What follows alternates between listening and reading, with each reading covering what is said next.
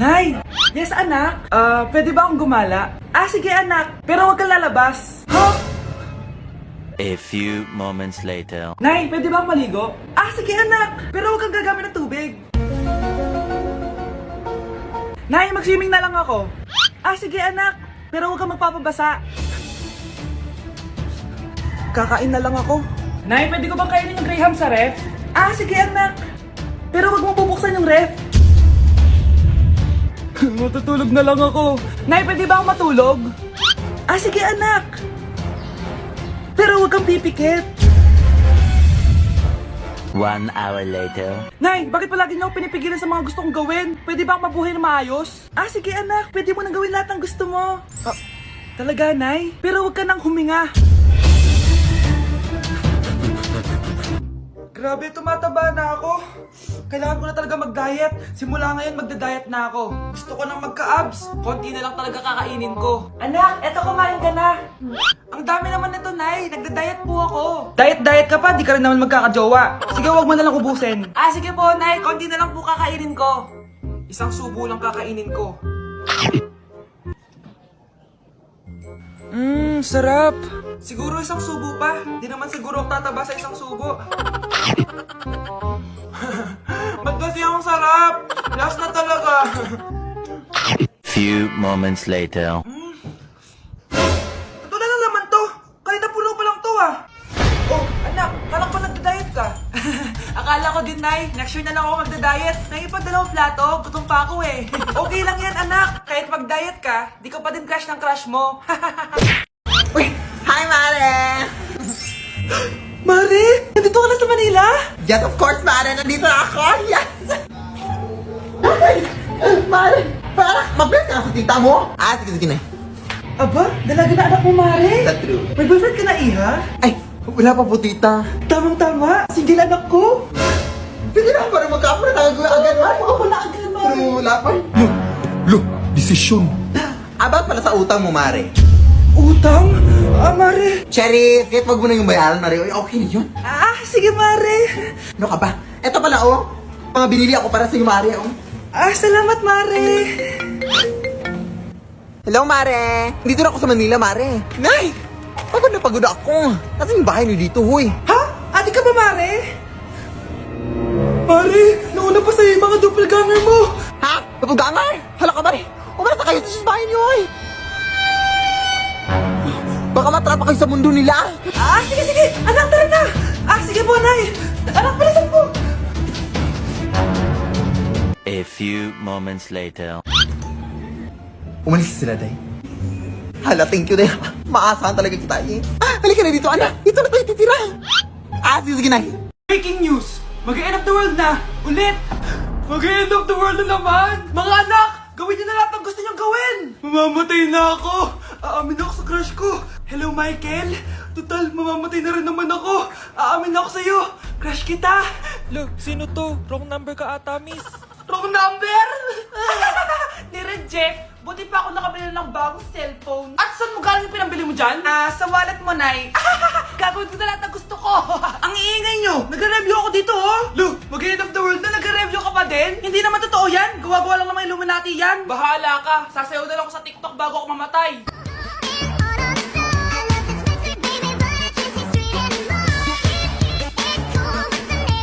A few moments later. Gusto ko na makita si Lord. Ready na ako mamatay. Akala mo talaga mapupunta ka sa langit? Nananaginip ka ba? Sigurado akong hindi ka sa langit mapupunta.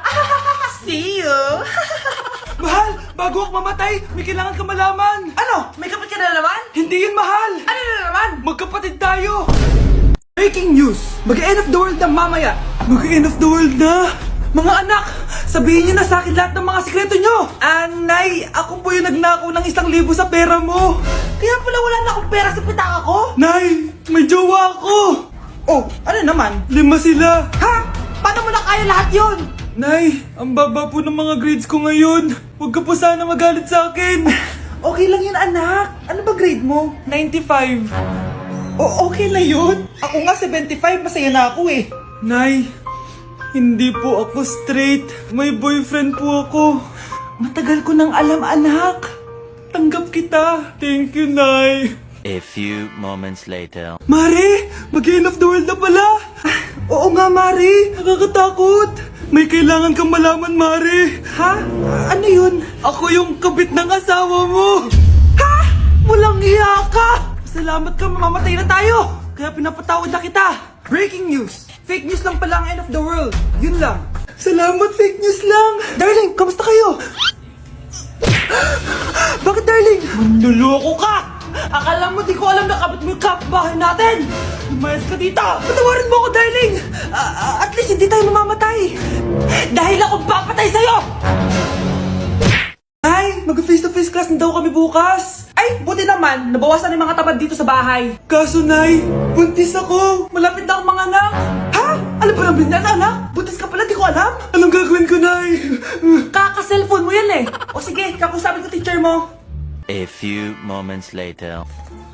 Ah, pasok po kayo. Ah, ma'am, makikiusap po sana kami. Nay, manahim ka dyan. Ah, tungkol po saan? Ah, may tumor po kasi sa tiyan yung anak ko, ma'am. Hindi po siya makakapasok sa school. Ah, ganun ba? O sige, i-accept ko na lang siya. Salamat po, ma'am. Tara na, anak.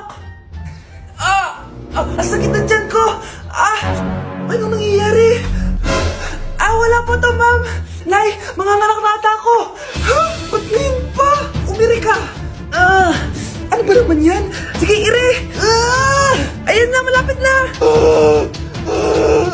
Akala ko bang tumor. Ayun na, ayun na. Grabe na talaga yung mga bataan ngayon. Nagsisibuntisan na. Grabe na talaga panahon ngayon. Bakit po, Nay? Tingnan mo itong nakita ko. Bata, puro cellphone, namatay! Fake news lang yan, Nay! Basta, huwag ka malang mag-cellphone. Akin na yan. Sige po, Nay. A few moments later. Anak, grabe talaga! Bata, patay dahil sa food poisoning! Anak, huwag ka muna kumain! Akin na yan! Sige po, Nay. Gutom na ako. Yung soft drinks na lang ako. Yung dati nating kapitbahay, anak! Namatay dahil sa soft drinks! Huwag kang iinom yan! Sige po, Nay. Magtutubig na lang ako. Anak! Anak! Tignan mo to! Bata, uminom na nakakalasang tubig! Namatay! Huwag kang iinom yan! Sige po, Nay. Matutulog na lang ako. Anak! Anak! Bakit po, Nay? Anak, ang dami na babangungot ngayon! Huwag kang matutulog, ha? A few moments later.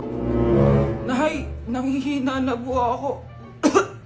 Yun na nga ba yung sinasabi ko eh. Tingnan mo to, nakita ko. Bata, nakalanghap ng nakakamatay na amoy. Patay! Anak, huwag ka munang huminga. Anak, huwag ka munang tumingin. Anak, huwag ka munang lumabas. Anak, huwag ka munang mabuhay. Ang bago nating top 1 ay si Samantha. Ang galing mo, Samantha. Naku, basic lang yan. Paano nangyari yun? Pasado kayong lahat, pero may isang bagsak. Si Scarlett, halatang favorite mo si Samantha. Pares lang kami ng average. Paano ako bumagsak? Di ba sinasagot mo ako? Di bagsak ka ngayon? Umanda ka sa akin. A few moments later. Class, mag-behave kayo. Nandito yung principal natin. Magandang umaga, class. Kamusta yung bago nating teacher? Gusto ko pong i-report yung teacher na yan dahil may favoritism po yan. Favoritism? Sinungaling ka, Scarlett! Mabait sa amin si ma'am! Opo, ma'am! Mabait po ako sa kanila! Pantay-pantay lang po yung tingin ko sa kanila! Huwag mo na pagtakpan nanay mo, Samantha! Hala! OMG, magnanay sila! Ma'am Principal, pagpasensyahan nyo na siya. Baka di niya alam yung sinasabi niya. Meron ako ebidensya dito na nagpapatunay na binigyan ng sagot ni ma'am si Samantha. At tinawag ng nanay si ma'am. Bawal to sa school natin, Kayong dalawa, mag-usap tayo sa principal's office. Ma'am, magpapaliwanag po ako. Ang bago nating top 1 ay si Scarlett. Yes, Scarlett, deserve mo yan. Marami pong salamat, Ma'am Principal. Alam mo, buti na lang hindi mo na teacher yung nanay mo. Anong sabi mo? Hindi mo ba alam na magkapatid kayo ni Samantha? Iisa lang kayo ng nanay. Ma'am, parang wala po ata sa lesson natin yung number 5. Ay, wala ba? O sige, bonus na lang yan. Thank you, ma'am. Ma'am, wala po ata sa lesson natin yung number 5. Oh, anong gagawin ko? Puro ko kasi daldalan, kaya di mo alam. No, favoritism si ma'am. May sinasabi ka? Ay, wala po. A few moments later. So, ganun lang siya kadali. Ma'am, pwede po ako pa-excuse? Sumasakit po yung puson ko eh. Sige, punta na lang sa clinic. May gamot doon. Sige po, ma'am. Nagets niyo ba, class? Ma'am, excuse po. Sumasakit po yung puson ko. Ang arte mo naman. Konting sakit lang. Excuse agad. Kapag di maganda, wag na mag-inarte. Kala mo naman ang ganda ni ma'am. Hello po, ma'am. Sorry po, absent ako kahapon. Nagkalagnat po kasi ako eh. Ganun ba? Sige, excuse na lang kita. Sige po, ma'am. Thank you po. Ma'am, excuse po. Nilagnat po kasi ako kahapon kaya di po ako nakapasok. Naku, tigilan mo ako ha! Walang isang araw na lagnat. Ang sabihin mo, tamad kang pumasok. Ikaw nga, palagi ka nga di pumapasok eh. Anong sabi mo? Totoo naman, ma'am. May favoritism ka. Susumbong kita sa principal. Maniniwala ba ang principal sa'yo? Wala ka namang ebidensya. Anak, mag-exam tayo mamaya ha. Dapat mas mataas grades mo kay Scarlett. Oo naman, Nay. Mas magaling naman ako sa kanya. Anak ni ma'am si Samantha. Eto yung mga sagot mamaya sa exam. I-perfect mo yan. Sige na, Nay. Baka may makakita pa sa atin. Humanda kayong dalawa sa principal. Tapos na yung maliligayang araw niyo. Anak! Anak! Anak, paano ka, anak? Anak! Anak! Anak! Anak, kumising ka! Tulong! Tulong! Few moments later. Dok, kamusta na po anak ko? Wala na ang anak mo. Ha? Nilipat na namin siya sa ibang kwarto. Ay, kamusta naman siya, Dok? Ikinalulungkot ko pero hindi na magtatagal ang anak mo. Meron na lamang siyang 5. 5 years? Hindi, 5. 5 months? 5. 4. Dok? 3. Dok? 2. Mga anak! Maganda ba? Mawawala ako ng 3 araw Nay, kailangan ba talaga tumuloy doon? Importante yun, anak. Minsan lang ikasal yung kumare ko, no? Tsaka sa Cebu siya gagawin, di ba? Shala. Basta, Nay, mag-ingat ka, ha? Oo naman, anak. Huwag ka mag-alala. Siya na, alis na ako. Mga kapatid mo, ha?